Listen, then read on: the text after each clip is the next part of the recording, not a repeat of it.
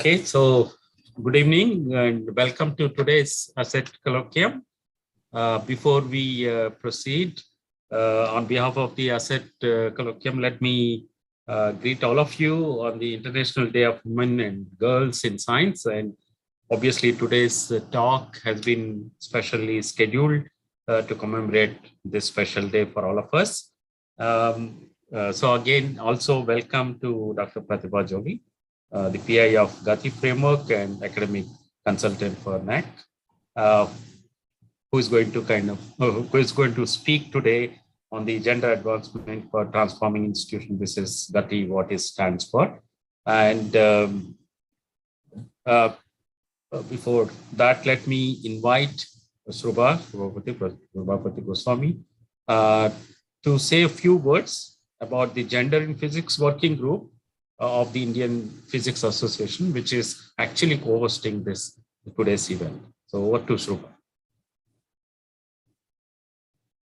Thank you, Satya. I will just share my slides. Is it visible? Not yet. Not yet. Just a second.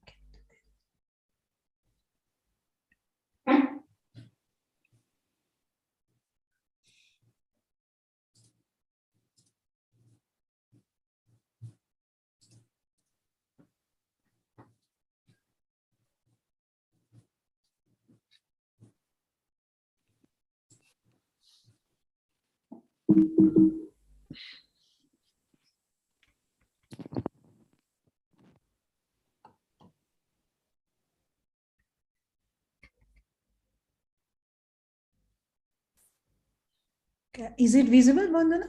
Yeah. Okay. Not at full screen. Yeah.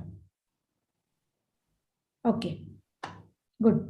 So, greetings to you all on this very special day, which is the International Day for Girls and Women in Science. And this, as Satya said, this is being co-hosted by the Gender in Physics Working Group.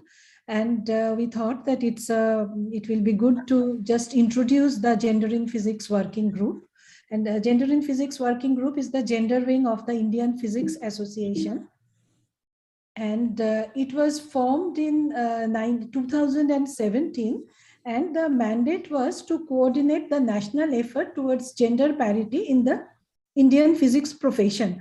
Although there were other gender groups, and there was an astrophysics gender group at that time, and the academy is also at the gender wing, but IPA did not have, and we did not have a physics specific gender group. And the brief history of the efforts of women in physics in India since 2000, which led to the launch of this group, appears in this article by Professor Sumati Rao in the Vibha Chaudhuri special issue of Physics News. And these are the members, and Professor Projwal Shastri was the chair, and Professor Vandana Nanal, she was the IPA representative in the group. And we had an advisory panel who guided us and who's played a very important role in formation of the group. And we also got very good support from IPA. And this is our web page. And if you can take a look, and this is also our email, which I am writing here. So what are the activities that we did after the formation? We organized mainly 2 meetings. One was the Pressing for Progress 2018, which was a discussion meeting on gender issues in India, and it was organized in ICTS. And we also organized a Pan-India meeting on gender in physics, which is called Pressing for Progress 2019. And it was organized in the University of Hyderabad. You can see the photos, and it had physicists of all genders, and we had social scientists, and there were a lot of discourses, deliberations, there were workshops. So it was really a very, very new kind of experience. This was modeled under the International Conference on Women in Physics, which is held by IUPAC. And we had a lot of discussions, and these deliberations took the form of Hyderabad's charter, which is a guiding document for gender equity in physics. And it is based on some fundamental principles and guiding principles. I won't go into the details, but here is a link to the charter. And the charter, we took signatures for many people for this charter, and we have over 300 signatures now. And signing the charter means that we try to improve the gender parity in our organizations in near us, and that was the main thing. So it is still open for signatures. So the first group worked for 3 years, and 2021 we have a new group, and now we have extended the number of members, and we have about 9 members now. And what are the activities we are involved are now is that we are trying to form gender groups in different branches of physics. For instance, the high energy gender group is already formed. We also coordinate the participation in the International Conference on Women in Physics of IUPAP, and we took part in submission of the poster, country poster, and the paper. Then a gender session was held in coordination with IPA. And then the high energy physics gender group also held a first ever gender session in the 10th Indian string meeting.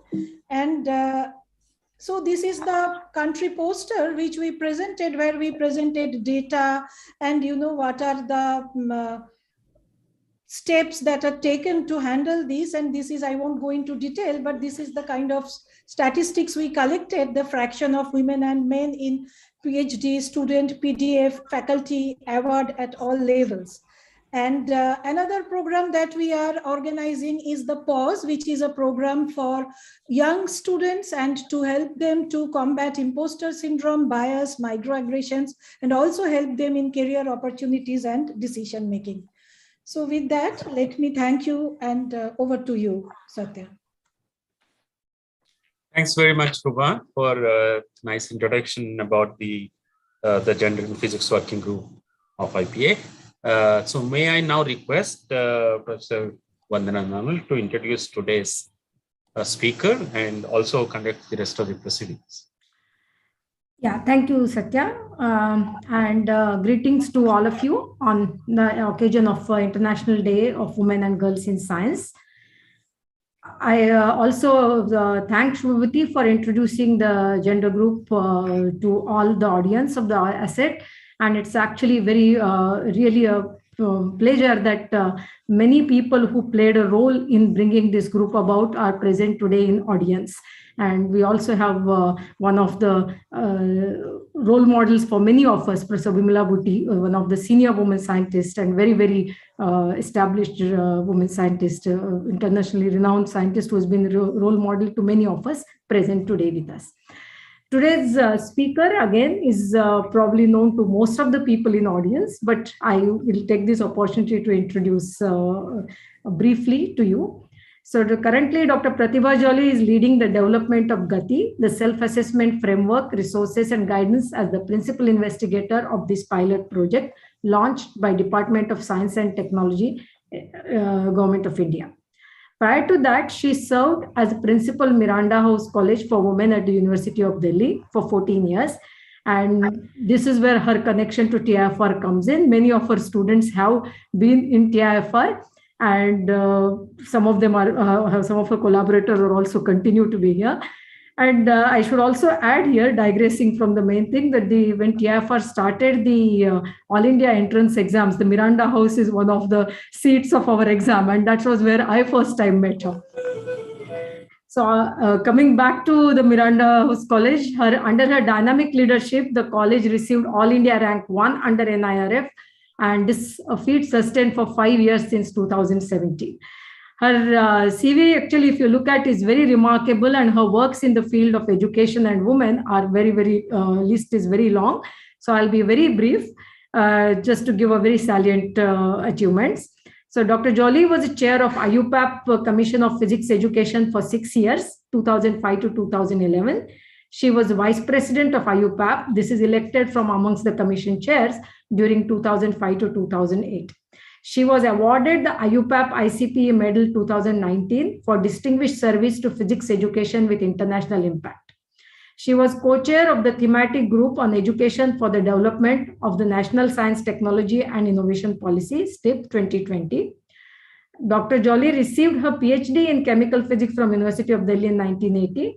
She is a fellow of National Academy of Sciences, India and Institute of Physics, IOP, UK. Currently, she is with National Assessment and Accreditation Council, NAAC, as academic consultant. And we look forward to hearing about GATI from her, right from horse's mouth. So over to you, Pratibha. Thank you so much, Vandana and Satya and Subhati, and my special regards to Professor Bhuti. I see so many friends here, and thank you, Vijay, for coming across. Since Vandana spoke about a deep connection of Miranda House and TIFR, I must say that Vijay, when he was a student at St. Stephen's, came in and worked on a project in our project-based lab for undergrads, and he transformed it.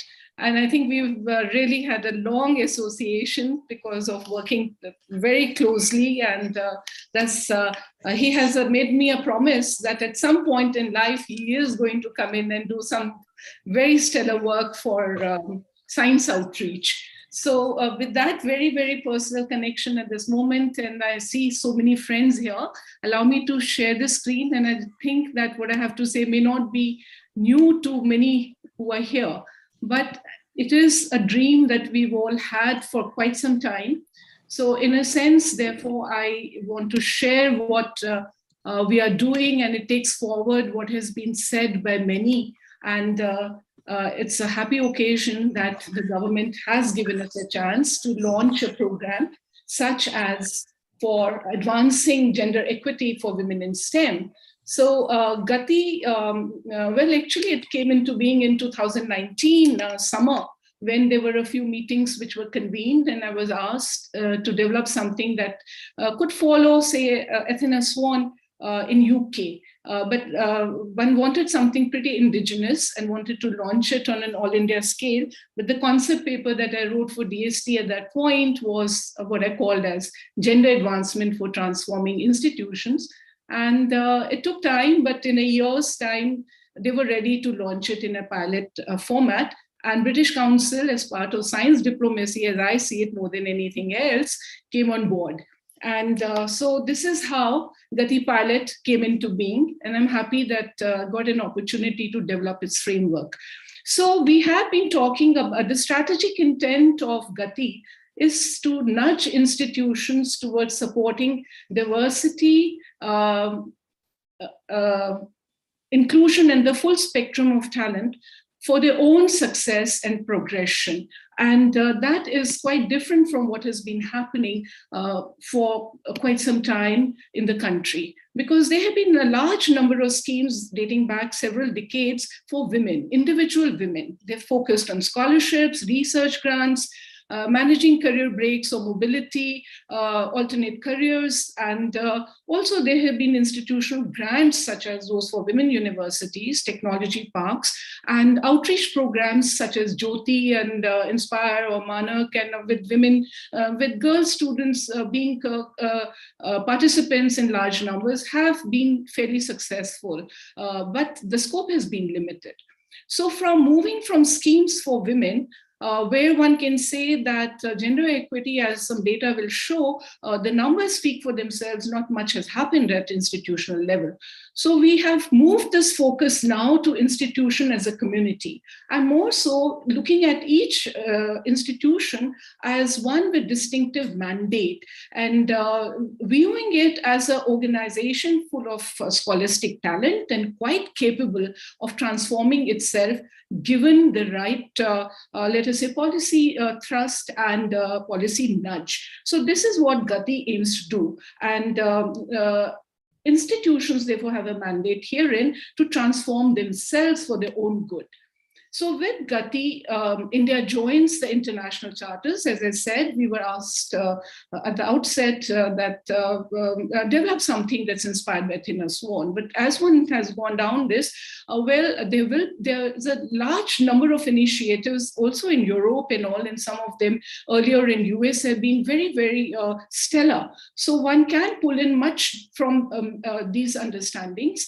And I'm happy that we are developing something that is fairly indigenous. And as we go along, we would probably have much more to give internationally than has been expected out of a project such as this. And that said, it's good that the international partners have liked the GATI framework, and in time chronology, it is also something that is going to be far more accelerated than what happens in UK under Thinner Swan, adopted almost in totality as SAGE in Australia, and Sea Change in USA with Dimensions, and also Japan coming on board. So very quickly, this is the kind of framework which I think more than anything is under science diplomacy that we have brought in British Council, and through that Advance HE, selected 6 accredited institutions in UK who are partnering 30 pilot institutions selected in India. And one has been insistent that this is a partnership framework and not a mentoring framework in any sense, because our institutions are also vying for the top positions, and they have much in terms of best practice to share with the rest of the world. So I do want to talk about how we began this. DST actually felt that 30 institutions could be selected just sitting across the table, but I felt that we should see if institutions are able to engage with an evidence-based model that we would want to float. And what is the baseline? What is their understanding of, say, gender policies, or what initiatives they have? So data is easy to come by. We got about 190 applications, out of which about 148 were considered eligible and 30 were selected. But I want to share herein that when you ask institutions, what are your gender policies? We drew almost a blank. They had probably never been asked that question, what is your gender policy? Because institutions had none. And they took for granted things like, say, family benefit, schemes and so on. And everyone did talk about having the internal complaint committee, but institutional culture, policies, these were things that we got, let us say, less than satisfactory responses. So one knew what was the baseline from where one was beginning. I want to share with you that of the applicant research institutions, if you look at the data, then you see that the number of women in faculty is very, very small. You just trace this purplish dot and you can see that that number from those applicant institutions is far below parity. But the number of students, as is well known, is increasing. So we did want to look at what we define as a research cohort, which includes the PhD students, the aspirational postdoctoral fellows, research associates, and early career faculty. And that number yet is, for many institutions, far more than faculty numbers, but it is yet not good enough. And so what is happening is in these in our research institutions, same story repeated in other institutions, there are not enough role models, or let us say even, representatives of the age that is to follow, because women are coming in very large numbers and they would want to be part of the professional community in institutions. So as I said, when we look at institutes of technology, IITs, institutes of national importance, the same thing is repeated again. Very few faculty. And universities is a little better. That's because of the size of the population being very, very huge. So IITs, just for a very quick start to get past it, you find that strong interventions are needed because female talent is knocking at the doors of these institutions, and it's a stark difference as we go along. If I were to look at TIFR itself, you find that there are hardly any, it's insufficient number of females in faculty positions, and this number is about 10%. And go on to all of the conglomerate of TIFR institutions across the country. And this is again showing that there isn't enough opportunity. And young women, when they're coming out of, let us say, PhD programs, are hugely aspirational. And they want to work in the top research institutions and institutions such as TIFR. So this is where we need to look at interventions. We need to think of what we need, what has to be done differently. It is an unequal world. The World Economic Forum clearly shows that, but also that women are not enough in employment. In fact, under the pandemic, the figures have got worse, and they have so much of unpaid caregiving work to do. And there is a long road to gender equity, especially because of gaps in economic and political empowerment, and that would take almost about, say, 300 years to overcome. And education, we seem to be doing far better. In about 12 to 14 years, we may have 100%, but what does that 100% mean?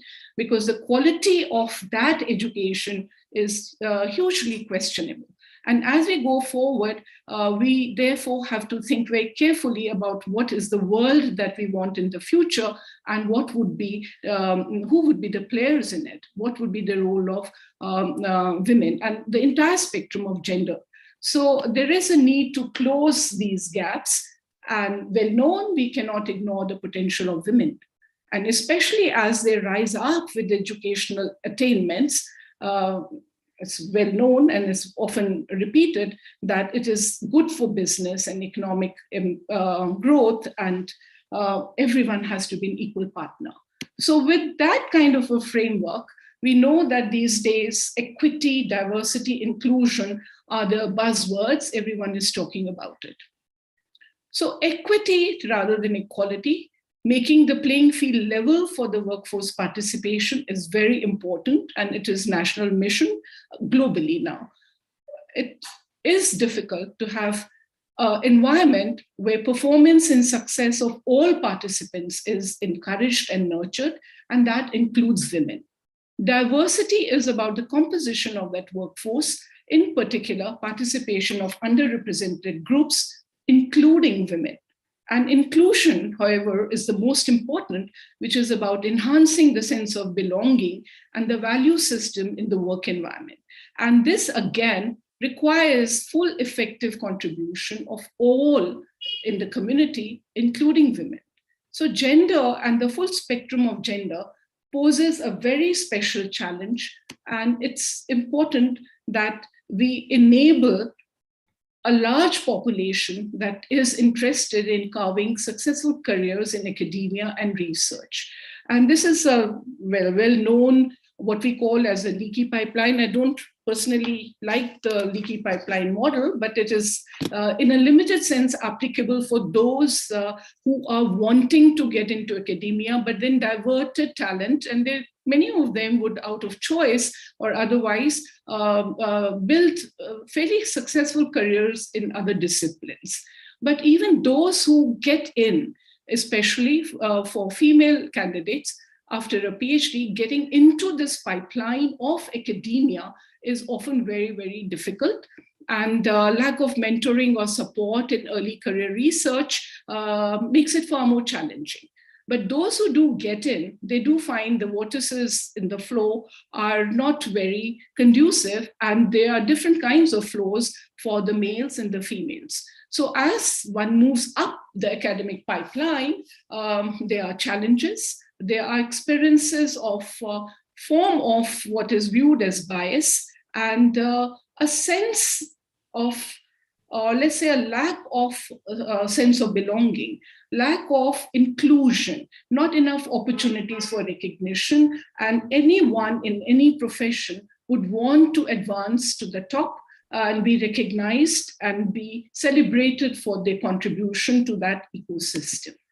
So it is important, therefore, as a moral imperative more than anything else, that institutions should develop a diversity intelligence, because the quality of the institution would depend on its capacity to create opportunities and valuable experiences for growth of all. So how do we go about that? How do we meet the diversity and inclusion challenge, where the key word is developing a sense of community, a sense of identity and belonging. So much more is needed than just academic and professional intelligence for institutions, because human entities matter quite a lot in this entire process. The inclusion challenge, looked from the gender lens, is particularly disconcerting, because females experience all kinds of prejudices and cultural barriers, as I've already said, from recruitment to advancement, to leadership, to recognition. They have many impediments and barriers to overcome. The role expectations from society, again, make there is so much that has to be done, and the place work, dignity at work is very important. What is the share they have of resources? So all this would require institutions to take a comprehensive 360-degree view of how to improve the sense of belonging, so that everyone can contribute to the best of their ability, and ability itself grows exponentially. So we do, as I have said, and just summarizing it again, it is important to address these issues, and they have to be addressed explicitly in professional development programs. Apart from the harassment or discrimination or the bias one is talking about, there is this socialization network of males or other groups and so on that contribute to a sense of not belonging or not being welcome at all times. I mean, of course, outliers are there and exceptions are there, but that number has to be nudged to be far more, and we would have to overcome. And I think, as so many, it's important that in all educational institutions, we should be aware of the unconscious bias, and dialogues and conversations must move towards being able to understand and to be able to reflect on how these kind of processes, they or inadvertent behaviors impact the working environment, and they, for a group as a whole, create sometimes unsurmountable barriers, almost leading to attrition of numbers. So internationally, of course, we've been talking about gender equality, and SDGs has been talked about, and the rights of women have been talked about. And rather than just read through everything, I would like you to kind of have the dots on the platter, and we'll connect them as we go along. And similarly, of course, they are the international laws and missions. Everyone is talking about human rights, and it's been talked about for decades on end. But has the needle moved? What is happening on the ground? And this is something that we need to be talking about in a very serious way. And in India, our national policies also do talk about right to equality, right against discrimination, and right to life with dignity, and humane conditions at work. In particular, they urge us to renounce practices derogatory to dignity of women, but we just have to look around us. And if we look at the entire society, the way we function, there is need for reinventing just about everything the way it happens. So gender mainstreaming has been the call for a long, long time. And this requires development and evaluation of policy processes with gender equality perspective in all policies, at all levels, at all stages, and involving all the actors in the ecosystem. And this is a tall order. So something that's always there, but never achieved in a sense, because what would be the drivers at institutional level for any organizational change? They would involve the community, the individual. They would involve the institutional structures and how do you bring about transformative change? This is the one of the most difficult things to achieve. So that is the kind of framework in which we should view gender from an administrative perspective, from institutional structures, because unless institutions change, individuals therein will not have an opportunity to contribute to the best of their potential. So viewing institutions as gendered social settings is important, and having well-deliberated actions towards gender equality or equity with visible outputs and results is very, very important. So with that, GATI has developed 10 key principles, the GATI Charter, that explicitly talk about leveraging the talent of all, providing equal opportunity to all, and explicitly acknowledging that all genders are equally capable of contributing. And in particular, gender equity is required in STEM disciplines. We talk explicitly about addressing implicit bias in harassment at work, enhancing advancement and leadership, overcoming challenges, impedance, barriers, and institutional policies and support structures. And with that, far more important, an enabling climate and culture. So this is a charter of principles which, right from expression of interest application to those who onboarded the pilot,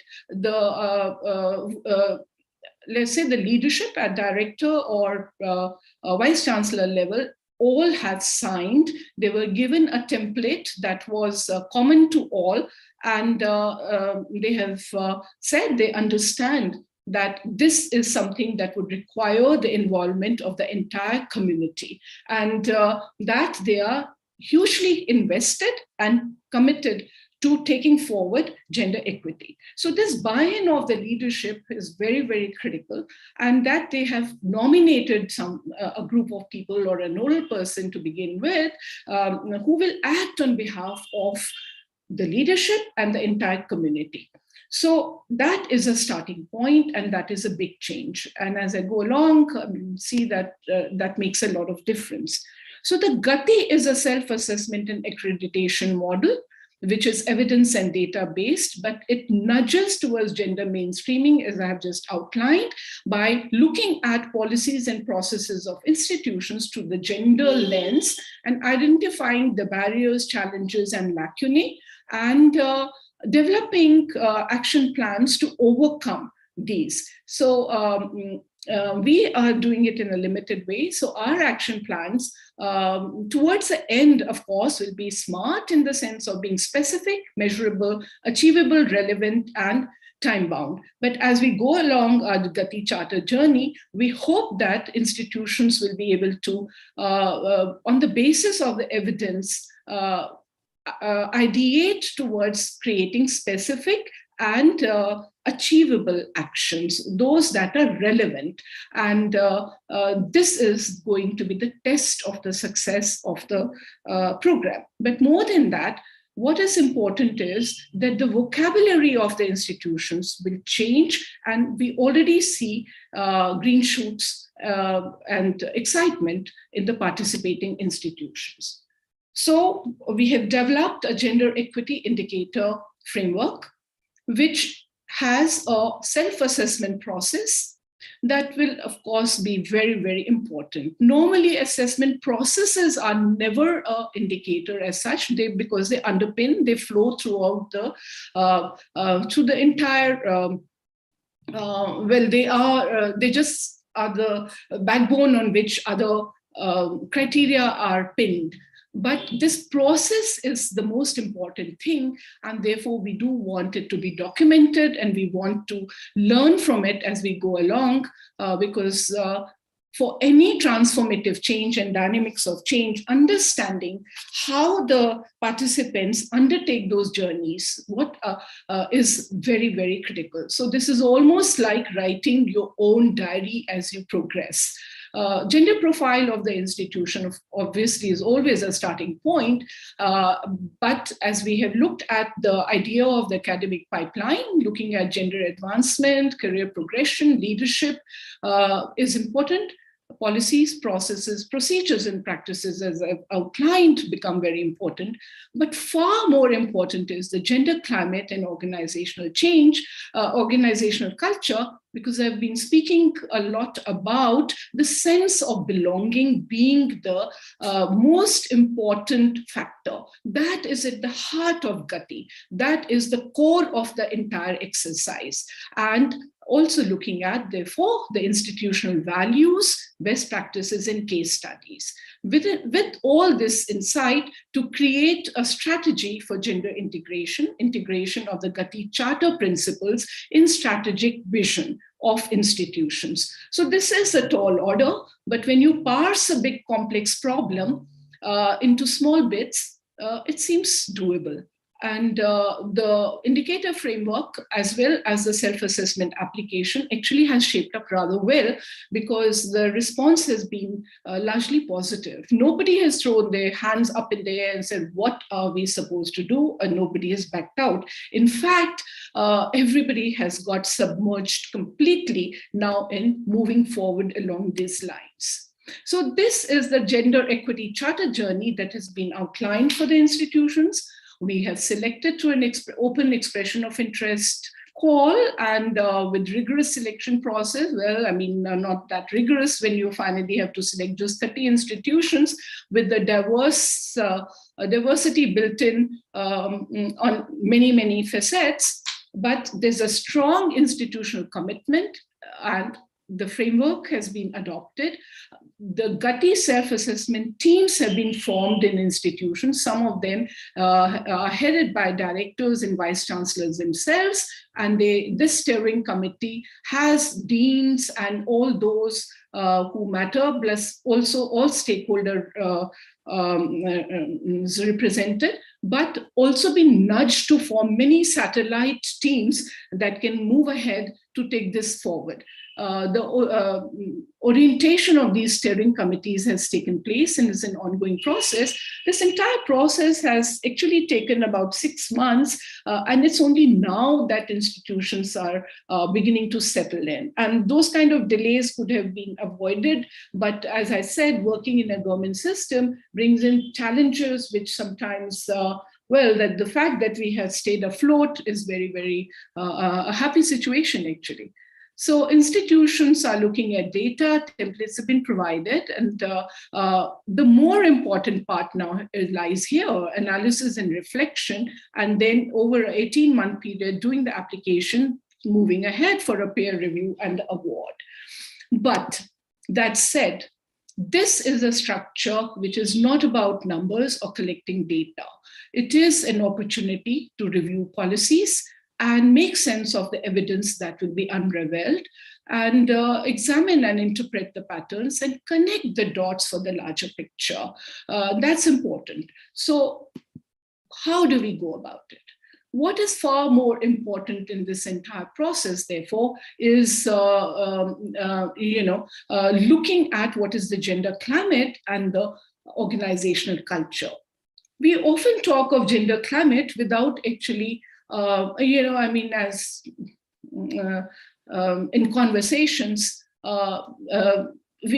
everyone has a different idea of a climate and so on. But it is important that we develop a shared vocabulary on what is meant by gender climate in an institution.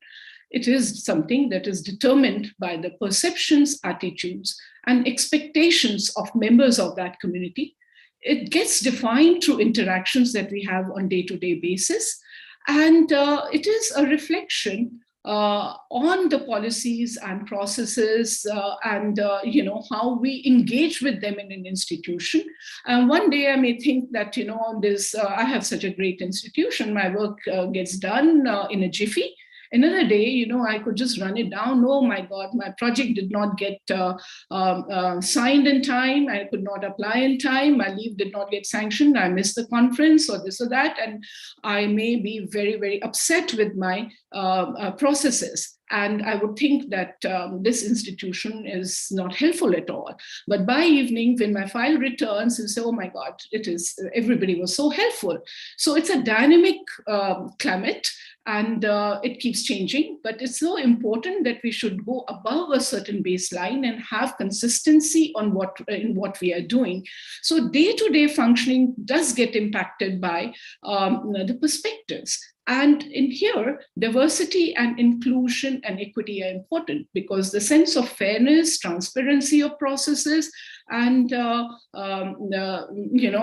getting your fair share and having an enabling environment is very important. But often that gets bogged down by hierarchical structures, and infrastructural facilities may not be fairly shared, and resources may not be fairly shared. So this all impacts professional and social interaction. But how do we evaluate what is the gender climate of an institution? So this is a question I will for the moment leave hanging in the air, but it is the most difficult part of GATI.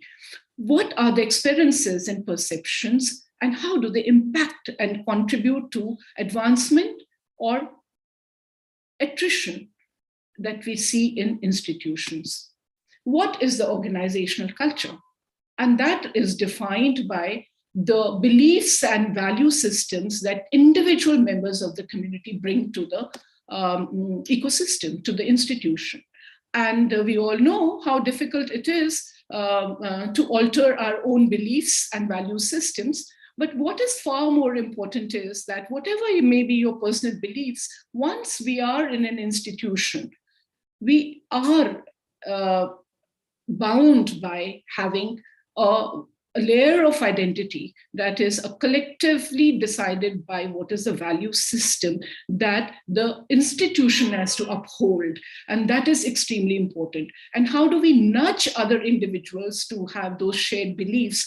So organizational culture, we know, is very important. And we often talk about how higher education, say universities or research institutions, they are great levelers, because whatever may be our background that we come from, they lay on us another layer of identity, which allows us to rise above the kind of beliefs that we may have had and develop a shared vocabulary. So with that, I think in the interest of time, to skip a few of these things, we have developed a gender key indicator framework, so that because it's a self-evaluation, institutions will be able to, as they go along, look at the rubrics by which they will be evaluated, and it'll guide them as they reflect on what they are doing. So the self-assessment application has gender key indicators, it has a peer review criteria, and with this, it'll help the institutions to look at what all I have talked about right now, which is a big challenge, but it's a highly structured process, and we are hopeful that it will be negotiated rather well. So it follows the action research methodology for all the criteria that have been outlined and several sub-criteria therein. For each focal problem, institutions have to collect data or evidence, not always quantitative, many qualitative, look at it to analyze and reflect and act, evaluate, and refine, which is an iterative loop, always in communities. That is the methodology that would work.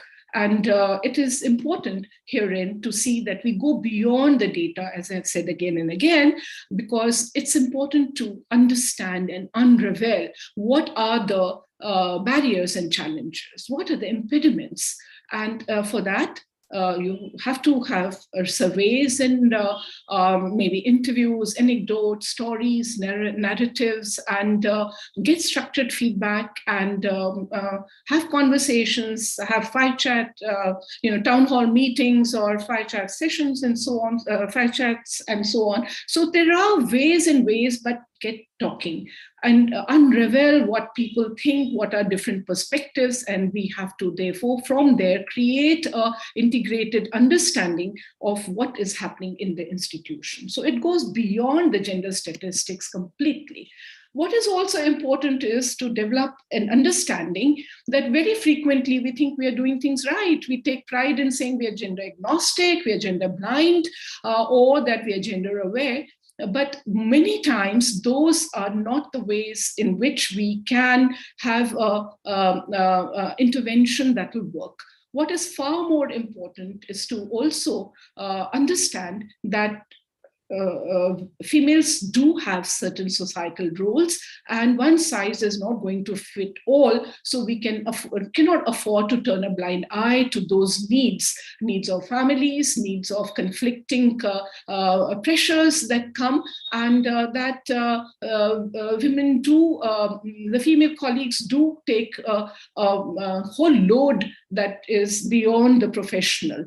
So overcoming these barriers and challenges would require gender-responsive policies rather than just gender-aware policies, which will, in a sense, have certain shortcuts and would work around gender differences. So a holistic understanding of the workplace would require developing this sense of what we call gender intelligence and diversity intelligence, and that is extremely important if we are to look at gender equity and achieve our goals.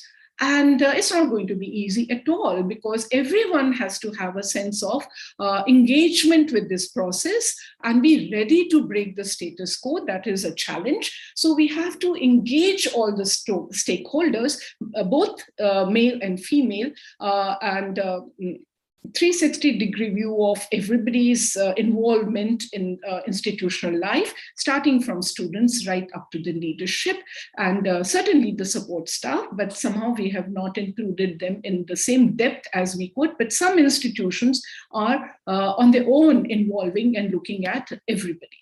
It's important, therefore, if you have a project such as this, to give it huge publicity and visibility. And this is a step that institutions have right now got past. So there have been logo competitions or poster competitions or a lot of sensitization programs or general talks, etc., or just saying that GATI catches the imagination of the institutional community.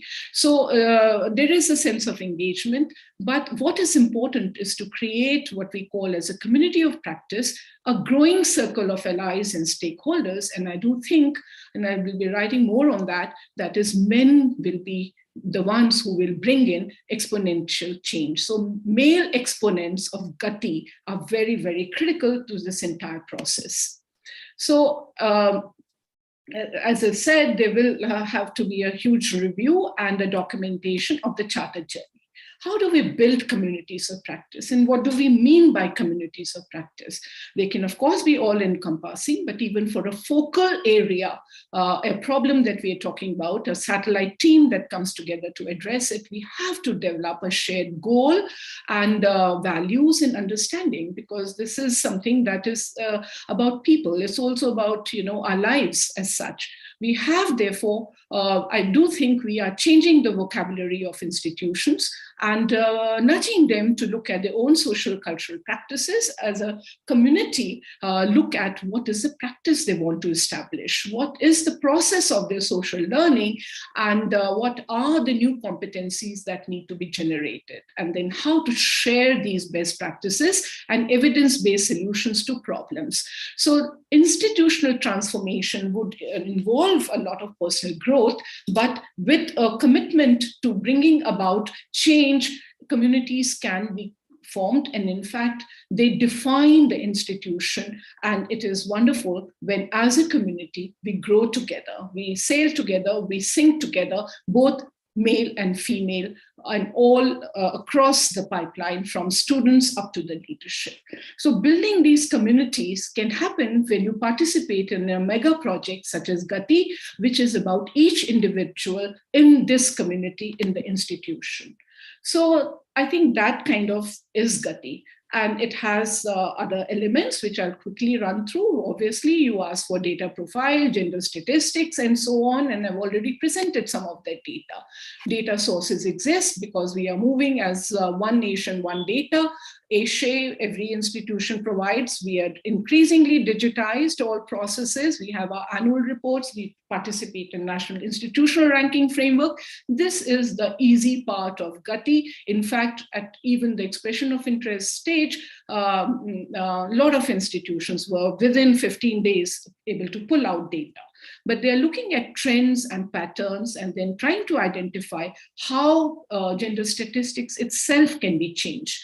And that brings us to the more important part, which is gender advancement and progression to leadership, which means that very carefully through sub-criteria, one has to look at recruitment, induction programs, professional development and progression, training and capacity building. How do we have performance appraisal, development review, but look at retention, attrition.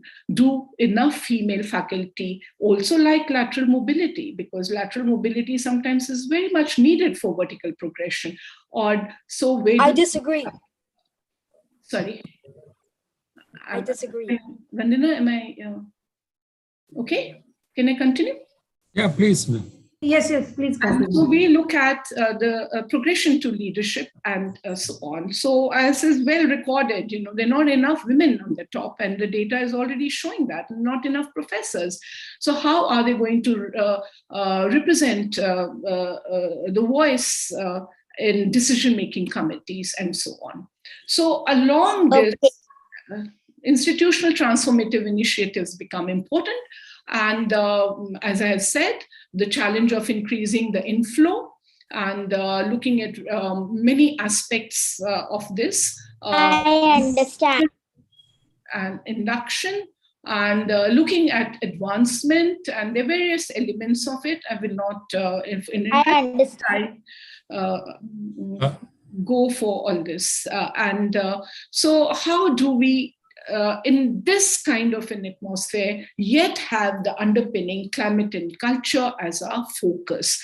This is what institutions have to work on. And at every element, starting from recruitment to advancement, they have to look at every single micro detail of that process. As an illustrative example, I flowchart recruitment processes, and somebody is asking for remote control of my screen. What do I do?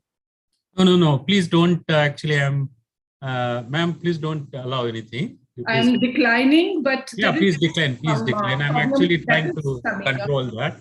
Ayush, could you please stop requesting me for control of the screen? Yeah, we are taking care of it. Yeah, now Aditya is asking, so. Well, this is good fun, but in any case, so you can one has to flow chart every element. And now something else, Rahul is asking now for control of my screen. So we have to look, therefore, from advertisement to actual recruitment and move on. But I would like to present here some redacted data from a very prestigious institution. And that is that even when you do recruit, you can see that there are very few women who are in, let us say, in professorial level. So how would we bring in recognition? How would we bring in certain grants? And how would we move forward? So I am by the second getting someone trying to hack into the screen. So, but I hope we can just continue. I am actually trying to put them in the waiting room, but it's taking a bit of time. I think. Okay. Set of people looks like I've just joined. Okay. Yeah, one by one. I can just ignore that, I suppose. Yeah, ma'am, please go ahead. Yeah, because it's blocking my screen. Yeah. So that was the reason for that. It's okay, I think, now that I understand what's happening. So let's say, therefore, that at any element that we have, at every critical stage, we need to look at the barriers, the impediments, but also therein find opportunities for doing things differently. And there's enough scope for best practices to be brought in. What has been missing for a long time is a structured nudge for you got to do it now and you got to get it right. And there is enough talent, organizational, administrative, scholastic talent for people, for the community to get it right and to make an attempt to change the way things are happening and so on. So as I've said, often female faculty would need a helping hand. They would need someone to bring them up to the managerial positions, the decision-making committees, and these processes therefore need to be reviewed. And institutions have to create initiatives for equity, and across disciplines, they also have to look at very frequently, female faculty themselves may be very hesitant. So how do we have leadership training? How do we overcome hesitancy?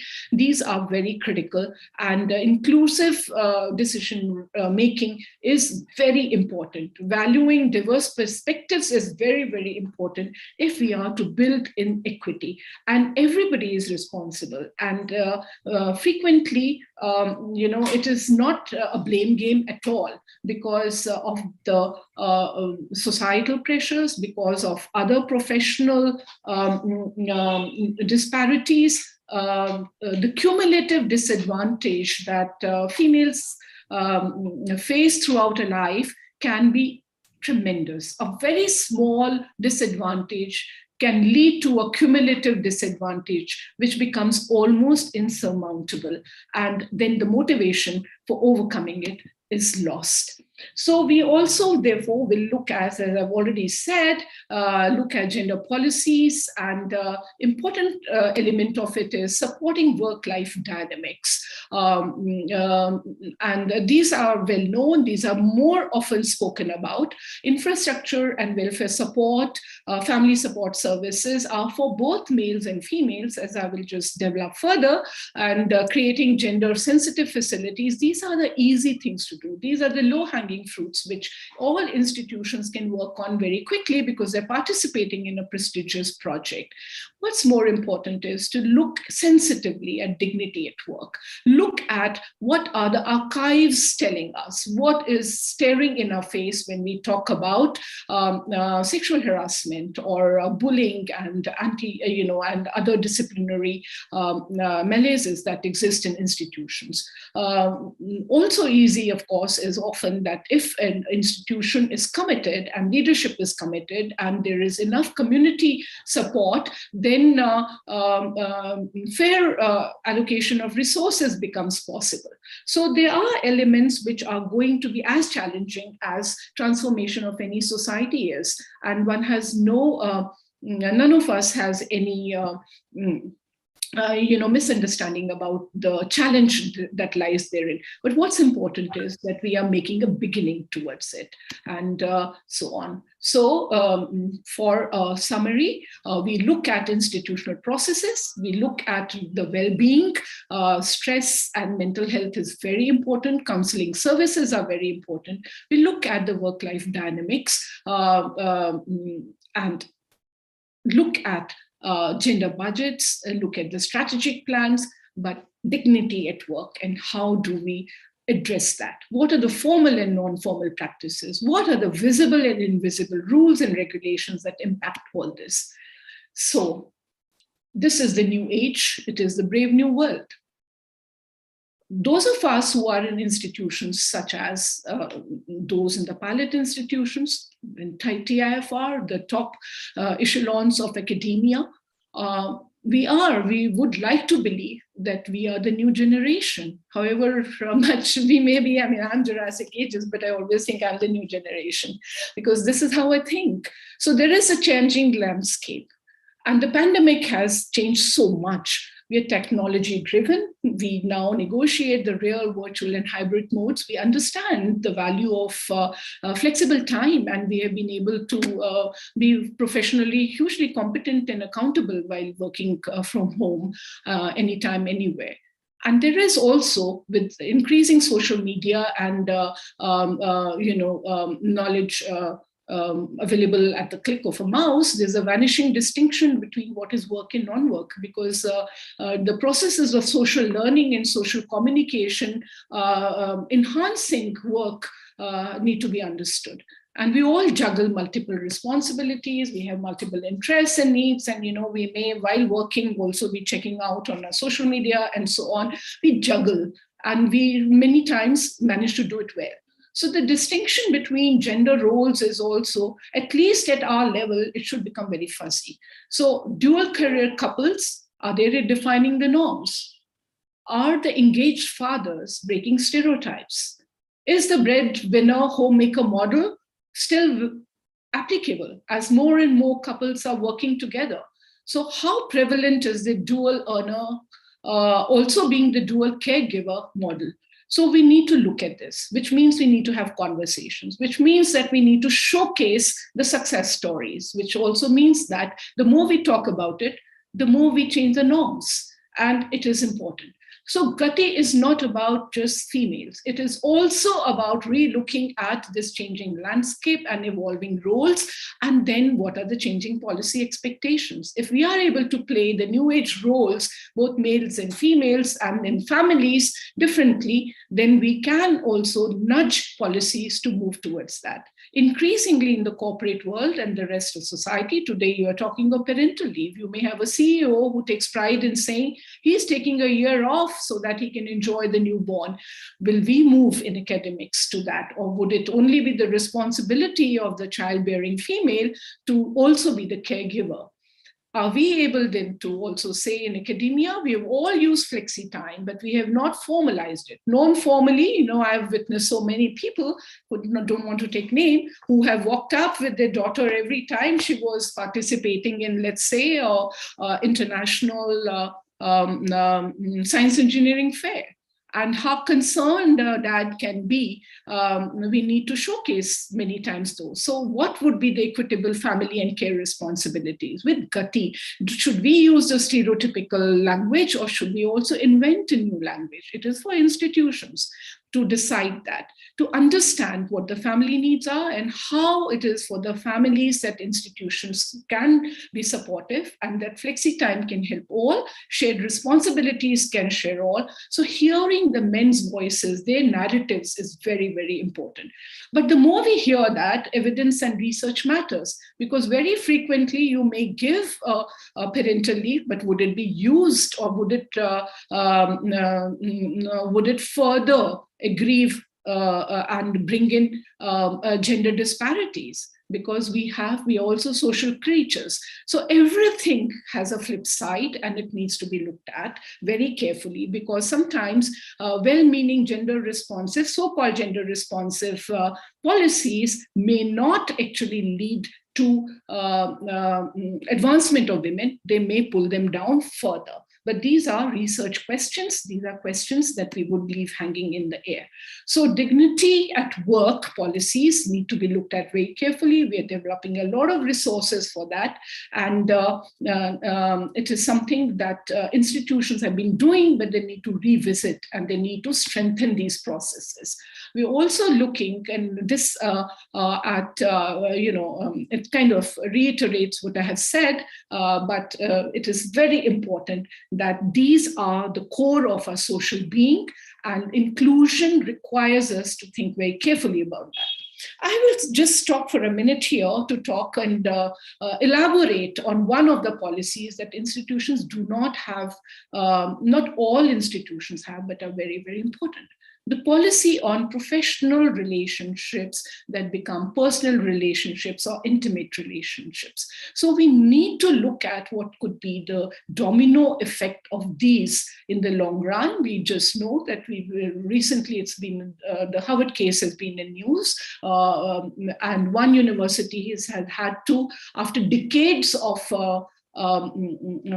non-action and then litigation, doled out more than 400 million to those who were abused by a sports instructor over years, long after that instructor passed away, and 400 million. So you can imagine the kind of domino effect on reputation of institutions or others it can have, and what was a harrowing experience for those who were involved or who were abused by someone in authority. So for the sake of everybody, including all of us in the profession, there has to be a policy in place by the institution so that reputations and careers are not jeopardized, and there's no domino effect on the institution. There's no erosion of trust and confidence, and policy measures can be put in place, because if a relationship goes intimate, then it is important that individuals should walk up and declare it. There should be mandatory disclosure so that checks and balances can swing into action and alternate arrangements can be made and a professional relationship should terminate when there is an intimate relationship. So maintaining higher standards is important, and we can only nudge, we can just place a few dots which institutions can connect, and it would be for advancement for all. It is important. So climate and organizational culture, how do we enhance and enrich? We look at the support for students, the curriculum enrichment, the orientation, diversity intelligence building to sensitization programs, gender intelligence being built and it being incorporated into curriculum and research, and all that through feedback and satisfaction surveys, through careful documentation, gender disaggregation, and looking at what's the uptake, getting more and more male stakeholders to participate in these activities. And looking at, obviously at whether this kind of work is rewarded, and obvious issues about the differences in when there's so few females and they have societal pressures as well and family responsibilities, how do you manage time, how do you do flexi time and so on. But importantly, how do we promote women in science? Because we've already seen there are not enough women up as we go up the pyramid, and those we have, they have to be presented, because society today, with so many aspirational young women knocking at the doors of the institutions, need these women to be visible. And we need any conference and whatever we organize to showcase their professional and creative talent, because talent is in abundance, although the numbers are small, and it's important. And science outreach has been happening. So this said, institutions are already doing quite a lot, and this needs to be showcased, and that can be the starting point. It's not a linear story. Non-linearly look at what we are doing right, what are we, and it is a huge motivator, because what we are doing right, we enhance further, we share, we document our best practices, and what we need to review, we start looking at that, and then the process is not as difficult as it may sound, but is structured. So structured processes are always helpful. And women in research is very important. We know that it's not a women's world, and that's there's no research does not often take the gender aspect into account, but we would like, therefore, under GATI, that all research projects across the institution should just step back and think whether they are also integrating gender issues into the research on the frontiers, and any form of research, and integrate that component and bring in the synergy between STEM and non-STEM domains in the process, but also have research on gender and gender in research. So this is something that would be very important, and it would, I think, enhance the nature of the research that emerges from institutions. I've already spoken about visibility and role models and so on. Now, what is the canvas for institutional mentoring? It's huge. So I come from a liberal education ecosystem. I come from a liberal arts and basic science institutions. And, just every day, there may be 10 events that are happening that allow us to build a community of practice. We have a shared vocabulary, we have shared values. Everybody wants to be known as a Mirandian. And, they may come from any remote area of the country. 70% may come from, today are from economically challenged backgrounds and so on. But within less than 6 months, they have a different persona. The institutional identity gets overlaid. And how does that happen? Through peer learning, through so much that is happening in the institution that gives to them a sense of identity, a sense of belonging. And I think that institutions such as higher education institutions can pick up many things that smaller colleges are able to do. And research institutions are in fact smaller than the kind of ecosystem that I'm talking about. And so it is possible to create a certain sense of community through societies and clubs and doing things together, maybe having one lunch or that's cooked by largely the male colleagues, which used to happen even in my office. I always did one lunch for my office staff, and they cooked. The male members were predominant there, and they cooked, and we really loved it, and so on. So, I mean, these are I do not want to trivialize, but what I'm saying is that there are many opportunities for creating communities and for mentoring, and that needs to be taken up. And that values, institutional values, we are the top institutions of the country, and many of our institutions, even in remote places, small institutions, challenged for funding and space and resources, they have values and they have a mission and a vision, and they are contributing to social and economic progress. But then let us document it. The moment we begin to write in a narrative what are our positives, we do it differently, and we take pride in what we are doing, and then we are motivated to do further things that we have so far avoided, and that is what is needed. So gender responsive best practices and case studies as personal narratives is very important, and we have included that. That said, with this 18-month journey, so much would have evidence and narratives would have come in, so much of a shared vocabulary would have developed, that the steering committee would be asked then to develop smart action plans, which are specific, measurable, achievable, relevant, and time-bound. But post the GATI Charter journey, which is a reflective journey, and they are required then to develop 3 18-month-long action plans, integrate them in the strategic vision, and then have the governing boards talk about how they can be implemented, to adopt them into the strategic vision. And maybe the funding may not be needed at all. It may just maybe, how you have maybe a different selection behavior in selection. How do you do obvious bias training for every individual? How do you sensitize everybody through orientations and so on? Or they could be far more, they could be resource intensive and so on. And have 2-3 year long plans. And this is how GATI would be sustained and its core principles integrated into the DNA of the institution to alter the gender climate and organizational culture. So thank you, everybody. I hope that it will catalyze a very different kind of an institution. At least attempt will be made, and institutions who are here participating as pilots, there is a sense of wanting to do it, and they are making a serious, honest attempt at doing it. The challenge is there, because will the last person in the community come on board? That is always a challenge, but a beginning is made. And even those who are watching from the fringes, they will not remain untouched, because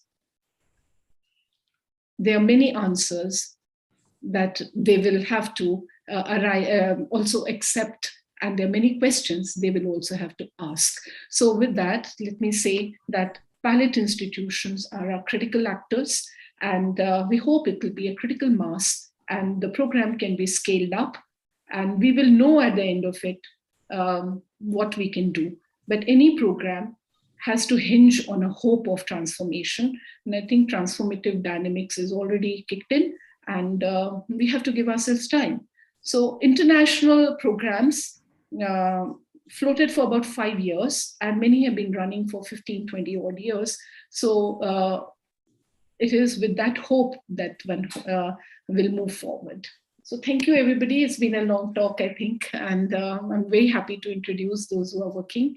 It's very difficult to get RAs who will continue, and they will get the sense of what we are doing and so on. Sometimes it's a stopgap arrangement for many.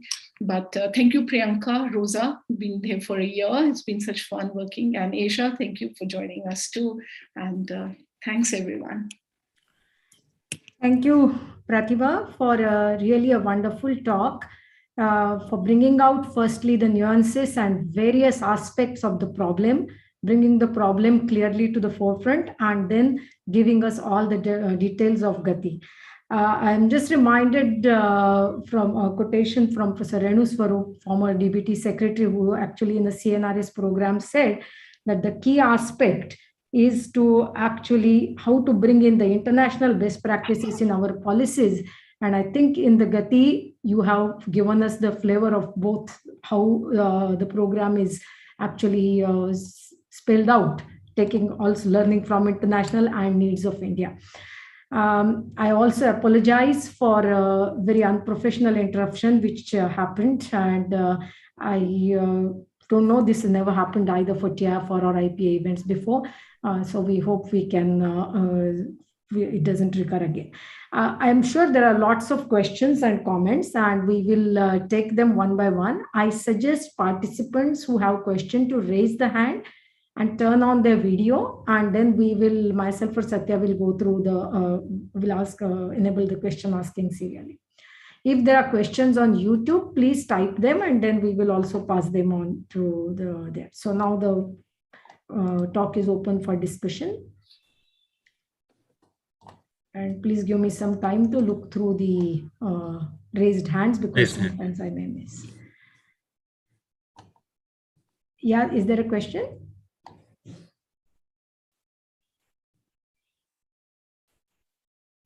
Yes, Trideep has a question. Trideep, please go ahead. 1 minute, let me unmute you. Yeah.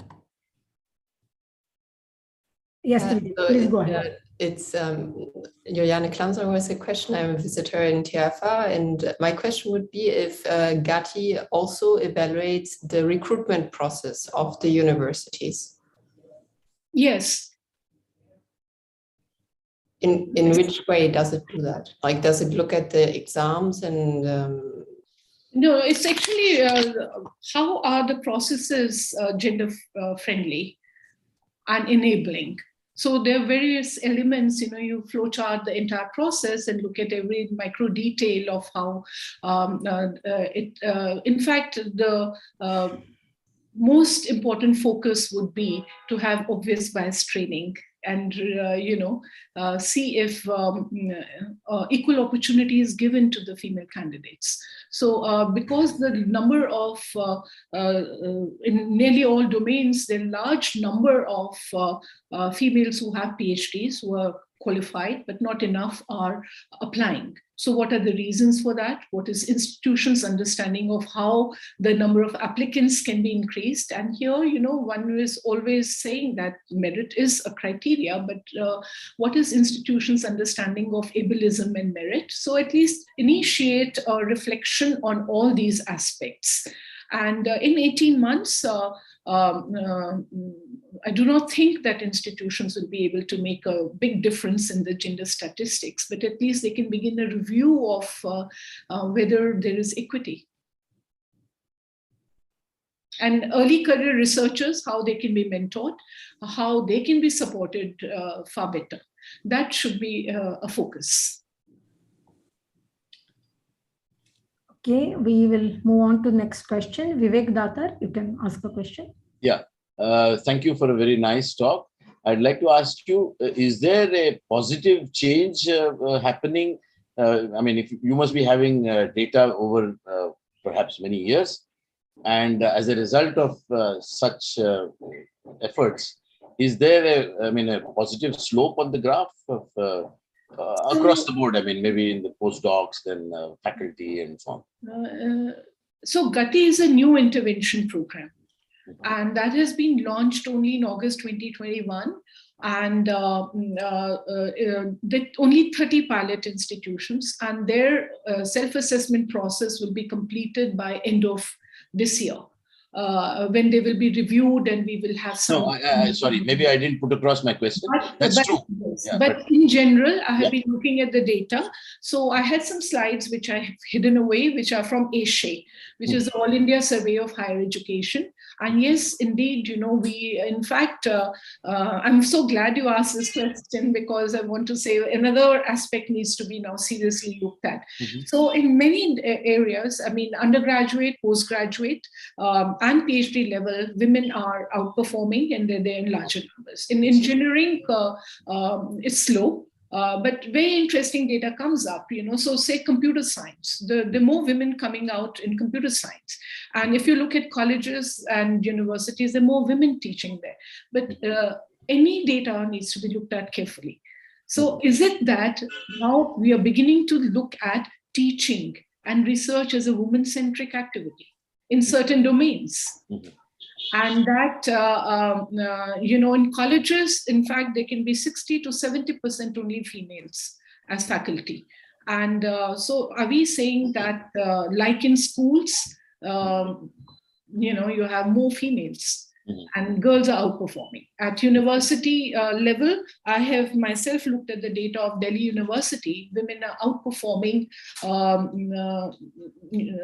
in very large numbers. But after gaining PhD also, they are either making personal choices not to come into the highest echelons of academia, in, say, universities and research institutions of elite institutions. They're going back to colleges or schools, or they are carving very successful careers in corporate world, even having startups. Then why is academia so non-welcoming? If you look at IAS or, services, defense services, or corporate, women are doing so well. The numbers are not so good. So if you ask for 5 years, yes, the numbers are increasing. So the new concern now also internationally is how to get the men back into the classroom. Because, and you should be concerned, because if not today, but institutions have long time span lives, So think 10 years ahead. So this is what I say, the male allies to GATI is most important, because for our survival of the species in academia. So if you want more people to come in, then please ensure there's parity of male and female. Otherwise, what seems to be now a deficit model may swing on to the other side because of the way things are happening. Therefore, equity is important and equality is important. Just one thing, you said something about computer science, that there are many women. Yeah. Is the same thing true of mathematics as well? Yes, mathematics, also numbers are there. I won't drop out to show this thing, but that said, the World Economic Forum report shows that in AI or all the new deep tech and what will be the skills of the future, there are not enough women trained into that. That number could be about, say, 20% or less. So it's important. So the traditional computer science PhD is landing up in university system to teach with the male participants. I mean, I may be wrong in generalizing, but it's a cue. I mean, this is something to go by and think about. They are maybe going into the industry, corporate, and the high-tech areas. And there are not enough females there. I actually tried to see how many females are there in the quantum computing and making quantum computers, or in frontiers of biotechnology. These are very interesting data. So institutions under GATI should look at this. Okay, thank you. Thank you, Pratibha. There are quite a few questions. We will take them one by one. I hope you are okay. No, I'm sorry. I request went long, but I'll love to. Yeah, I request all the people who have raised the hand to turn on the video, and we'll come to one. So Shruba first, then Shubha, and then we'll come to the others. So, but I also request people to keep questions brief. Yeah, so that everybody gets a chance. Yeah. Thank you very much, Pratibha, for this wonderful talk. And it's very important that this holistic approach that you say, and to move beyond the tokenism. But I wanted to ask you one thing: that is it that you are going to increase the number of institutions after 18 months, or you are going to continue with these 30 institutions? So that's very important. So when I took this on, actually DST just kind of asked me, and I'm in the position paper that I wrote for them in 2019, I thought it would be scaled up to the whole country, but what the framework would be, obviously we've developed it last year, and but that was a hope.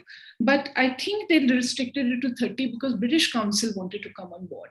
And they picked up from their paper, and then they said they had funds so that 6 UK institutions can partner, only 30 Indian institutions. So that was a constraint. But the reason that I anchored myself at NAAC was that we felt that just like that self-assessment framework exists there, they have already got the infrastructure when something like this can be rolled out for the whole country. But, I am finding that I am not that voice that's going to take that decision, or even my suggestions would be heard at all, because DST is probably looking at it like another scheme, which they're very, very happy about and fond of, but they're not looking at it comprehensively, because a one-off project like this, or a scheme, if something like GATI becomes a scheme, not good enough. It has to be voluntarily. Maybe I feel TIFR or your institutions, we were then nudging quite a lot. I remember endless conversations with HB and I that come on board, because in one sweep under one deemed university, we get 11 of the top institutions of the country on board, or DA institutions. So just take it on, because it's there. And we can collectively develop resources. But governments, how they function, I have no clue. Well, and I don't think DST is the right agency to scale it up for the whole country. It has to happen elsewhere. Thank you. Thank you. Shubha? Hello. Thank you. Really, really enjoyed your talk. Many things to think about. I was struck by what you just said, this some professions being women's professions. We have sort of always felt it. And there has been discussion around whether it's associated with salary.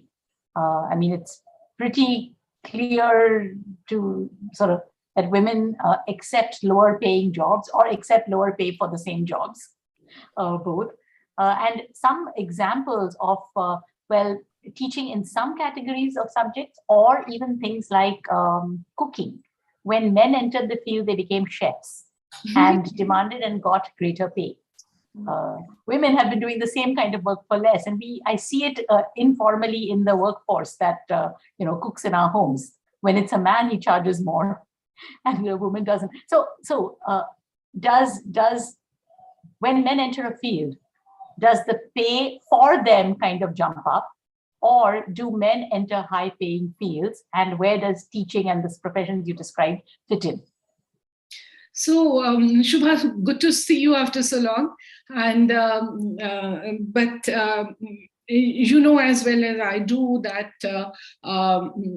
where pay negotiation takes place, there when females negotiate for a higher start and all, they will actually over a period of time, and first they'll be denied, and second they will be listed as nobody wants to work with her because she is aggressive about things and so on without having proved her worth. But for a male, they'll say, oh, you have to have someone like that. So these are institutional policies that need to be looked at and so on. So I remember that we had someone at Naganda and we gave 5 increments, which had never happened, but it was, all female institution. But the whole idea of giving a talented individual with experience a higher pay package did not exist in the university.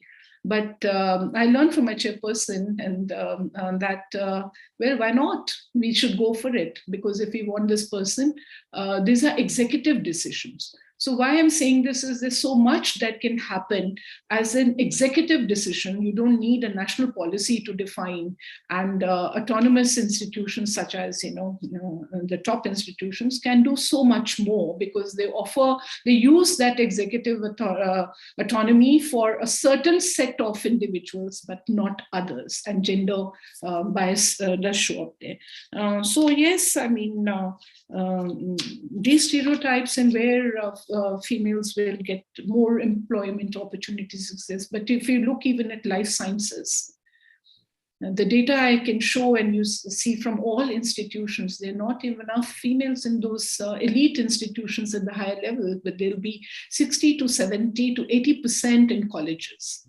So this kind of a bridge, this kind of terrain is very, very difficult to understand. So the opportunities are not being given, or women themselves maybe are not applying.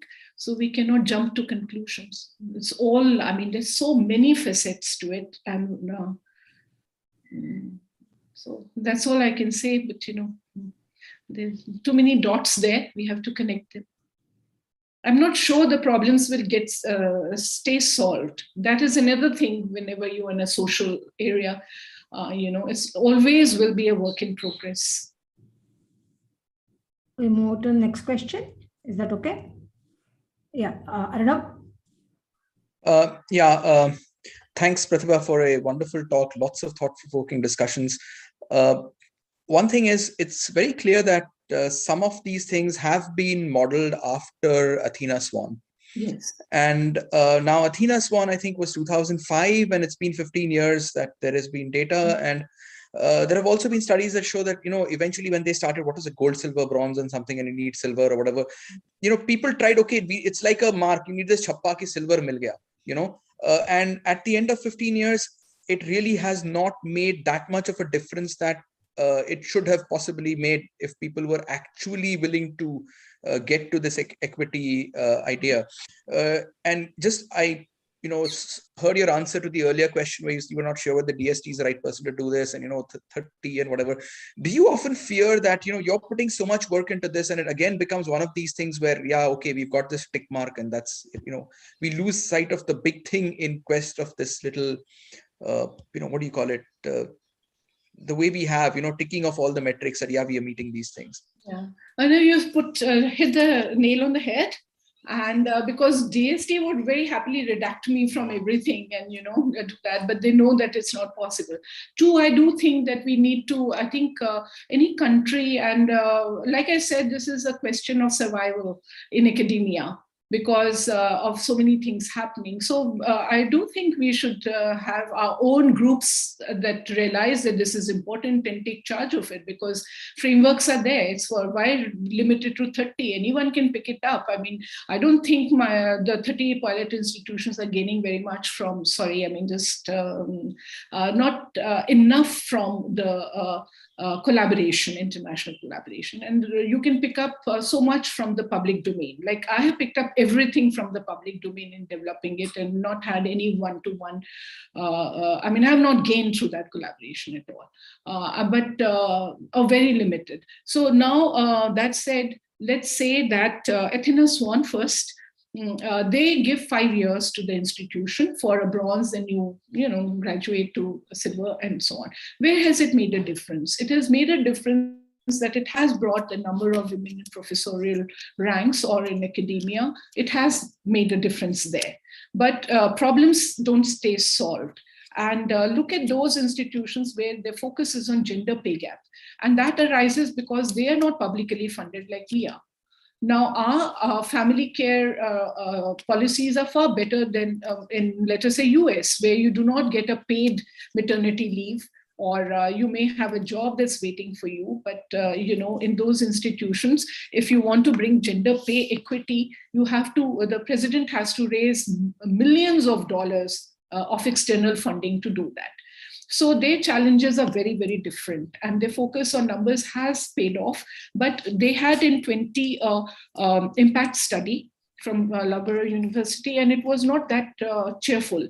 And institutions are tired because, I don't know if somebody doing GATI should talk about it, because I am talking more on gender, climate and organizational content, just nudging for a change in vocabulary, but death by data, we all know. So, so much data you have to do. Actually, these applications should get populated because, this data should automatically get generated rather than institutions have to spend so much time on collecting data. So the UK institutions' response was not that positive, and everyone in India has been talking about Athena Swan and so on, but they have diluted their own framework. And because any institution would say, supposing like the way I look at it, we've created a framework, it is giving, it's guiding, it's a nudge. So you have now the vocabulary, take over. and just consider it as one of the most important things for the institution to do. Why do you need others to evaluate and recognize? But these are the kind of things, and incorporate a certain aspect of it in other assessment and ranking so that you can go forward. But what's more important is that as part of your value system, have a process of evidence collection through surveys and through narratives and forums for discussion, so that you unravel the kind of deep problems of bias that exist, and how to have the whole community thrive. How do we move forward? So institutions should take charge, and everything else will follow.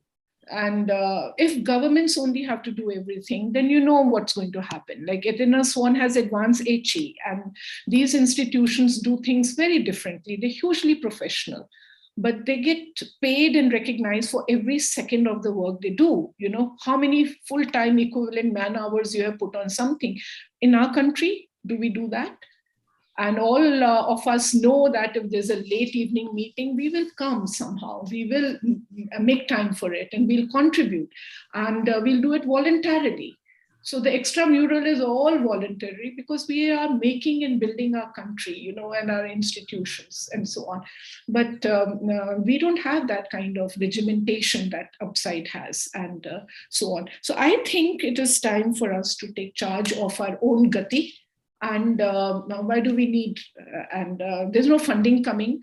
Here's a framework. It can be modified by anyone. It should be open to anybody to take on. And that's my feeling on this. And this is not an easy problem to solve. It depends on the will of the leadership. So it's both bottom up and top down. But at this moment, there is the top down and a bottom up. But in 18 months, what are they going to do, and how will you hold them accountable? It's not clear to me, especially when things get slowed down so much, you know. So because there's no dearth of mentors for these kind of things today. If you want to hold a sensitization program or anything, or an audit, there will be so many professionals who will come up and help. But what do you make out of that? What do you do? Take charge yourself. So I do feel that it should be institutions' own responsibility. And by the way, it was for you that I used that example. I was going to put your photograph in one of my slides as an engaged father. Yeah. Thank you, Pratibha. Forgive me for personalizing, but I think many of you are engaged fathers, and instead of just showcasing women role models, we now need to begin showcasing that role model fathers. Yeah. It's actually, there's a lot of interest, and I know it's getting advanced, but we'll take last few questions. There are three people who are in the queue: Aditi, Amol, and Deepa on the YouTube. So Aditi first. Yeah. So first of all, thank you, Pratibha, for a very nice talk. Really, I learned a lot. One thing I just wanted to ask that what I understand, staying in academia, that there are problems when we talk about a PhD students, the equality, I mean, when we talk the ratio should be maintained and so on, the problems are different than when we talk about when people usually get the job as an assistant professor. And then the things also change when they want to go above, say as a director, or you think about the awards or in the, the nominations in academies, etc. So this, I find it that they are three different kind of, these to address this problem. Probably you have already talked about this, that we need a different kind of framework to address these questions.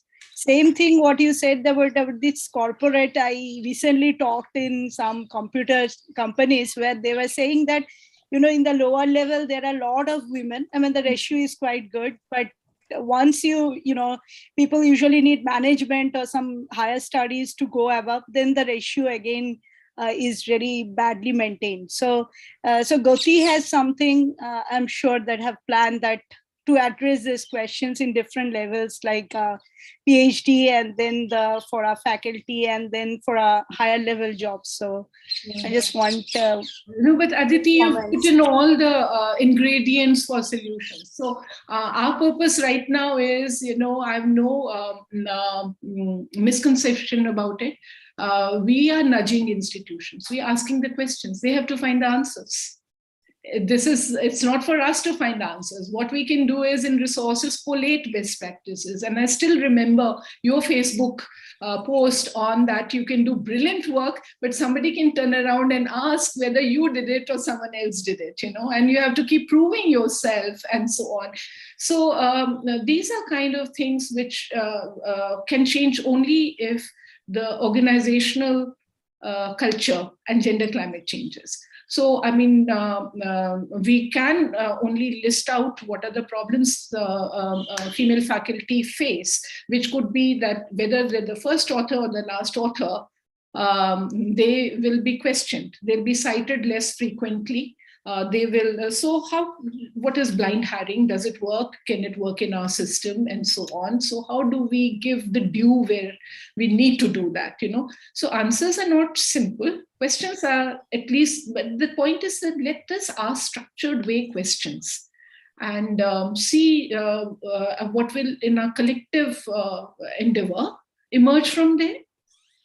And at least let it change the set of questions and vocabulary, and we collate our own best practices, and one size will not fit all. What will work in a university will not work in research institutions. For instance, I've been told we're doing a lot of orientation workshop, and a director will come and say, I have so many deans and I have so much of, we value our women professors and all that. It sounds so good. And when I give my talk, then I therefore have the data from that institution. So say you don't even have 2 professors. So how will they be all the deans in your university, And the data is speaking for itself. So the perception of that institution is that we have equity, we value everybody.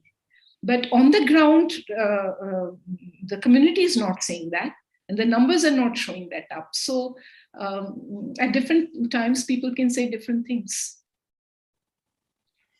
Thank you. Thank you. Amol?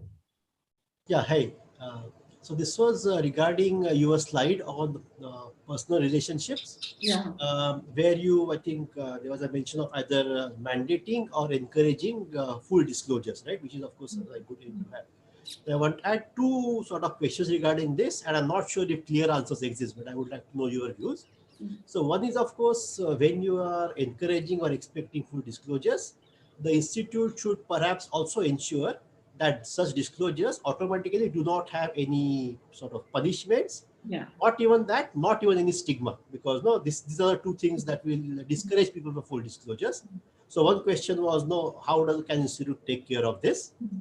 The second related question is, for example, see, when somebody is applying for a position, we ideally should try to ensure that any impact of the person's the marital status or relationship status with somebody in the institute should not impact this process.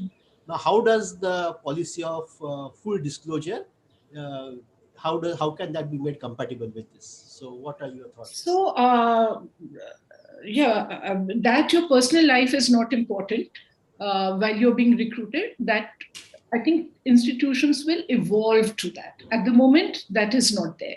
We also know that spousal hiring is a challenge, but the best practices internationally today are very different, because they may say even a partner should be considered as part of that coupled hiring, or that they have the freedom because they have private funding, that they can even draw, say, 1/3 the salary of someone from a different department where that person has been fitted in. And they have a cluster of universities that may collaborate in the same geography to facilitate 2 partners to be hired. We are far away from that. And we may have, in the same department or same institution that happens, but that is in the course of things and so on.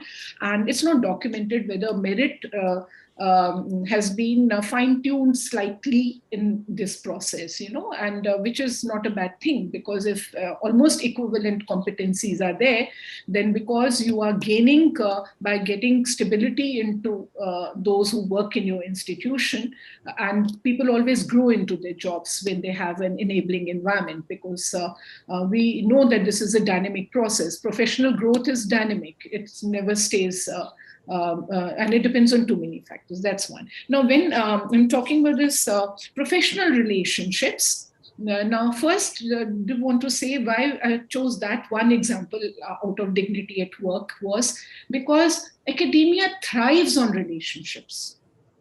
Professional relationships require that we work very closely, many times long hours, and it thrives on confidence and trust. We all gain from that kind of a friendship.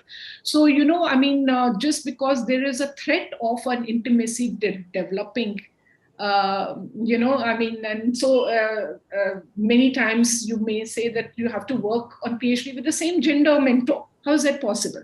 Sometimes the male mentors have been, or supervisors have been very critical in development of female scientists and so on.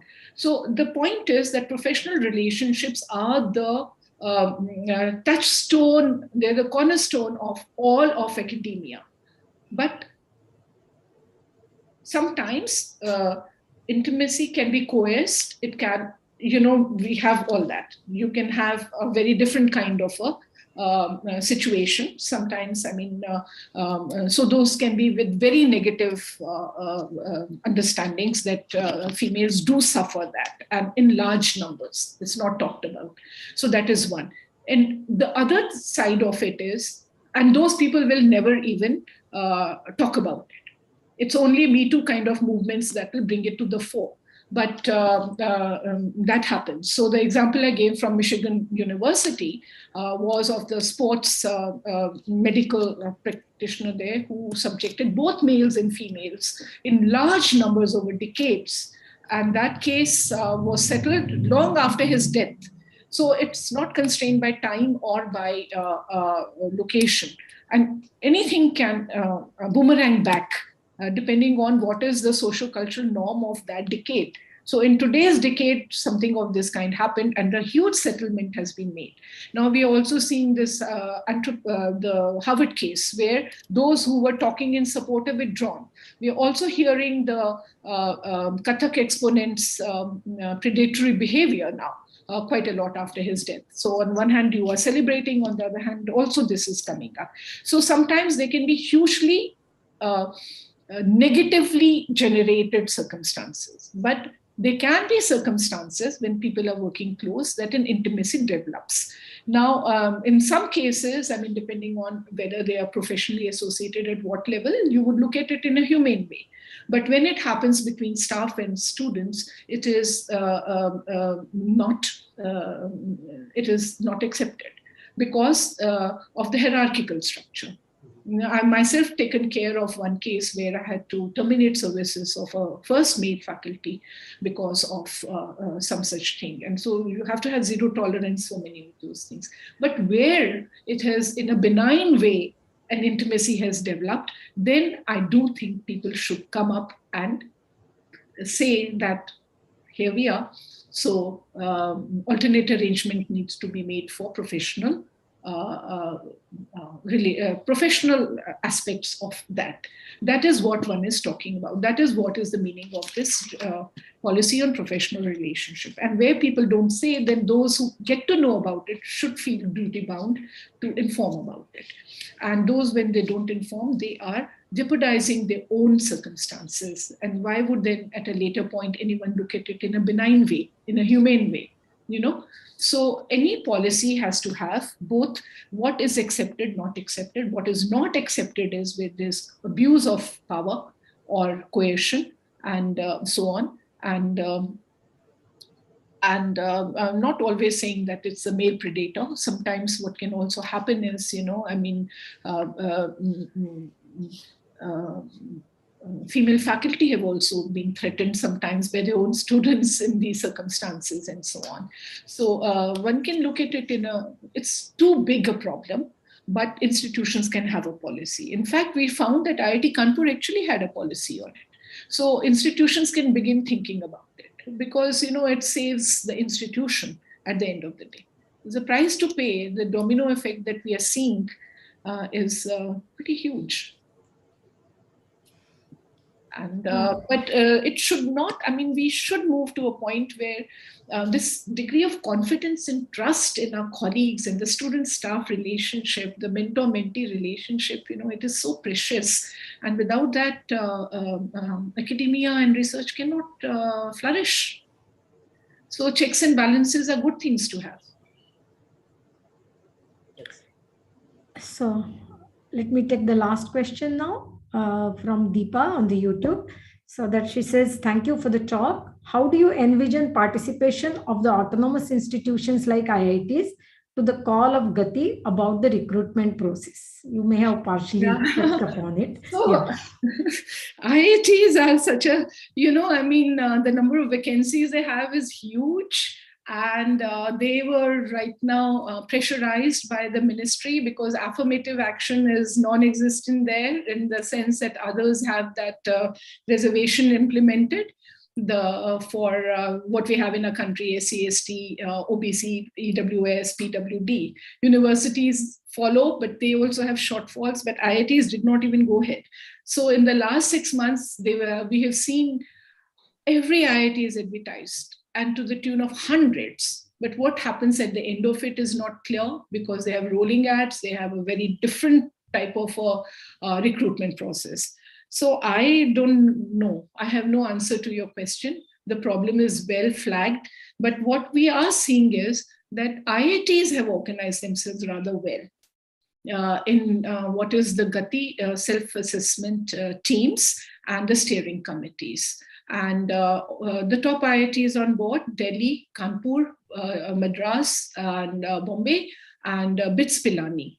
And 2 NITs are also on board. So from amongst these institutions, what policies will come out, we have to see. But I must say, it's so thrilling for us to see that almost every day, some of them are bringing out a policy. For example, IIT Delhi has now got a diversity officer, which is a dean diversity.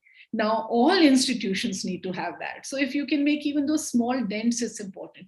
Now, as I already said, it's an 18-month project. 6 months have just gone in warming up and getting acclimatized. And application is due September, October. And so, you hardly have, so I have no misconception that they are going to change the gender statistics in a big way. But what can happen, and I heard one of the IITs at one of our meetings say, why are we not looking more at flexi time and part-time jobs for women as well, So there are ways, so just the fact that they're thinking about it, they're committed, that is a good start. And, and let's not expect that they're going to go from the average of 13% to 30%. They can make even 1% difference. It will be a huge, but the effort to review the policy, and they're talking about getting obvious bias training for everybody. And, let's put all the pieces together. Thank you so much, Pratibha, because even this discussion was very, very lively and there are many more points to ponder over, but you have really given us a lot of pointers to think about, and was really very helpful, wonderful talk. So thanks a lot, and over to Satya for... My apologies, my talk goes a little... No, but we didn't notice the time. We felt that there were a lot of discussion at this one, so no need for you to apologize. The story is so long that, if you don't tell the whole story, you don't get it right. No, ma'am, that is, as I think rightly put in by Vandana, we didn't even notice, we didn't even look at clock. But let me also, on behalf of ASET, take this responsibility. Something really, as Vandana put in, very unprofessional. I know these things keep happening for the last couple of years with the online stuff going on, but that's very sad that it kind of made every one of us unsettled. We are very sorry about that, but you, of course, didn't get affected. You went as such. No, I didn't. That's really a true teacher and true principal. I didn't figure it out what was happening.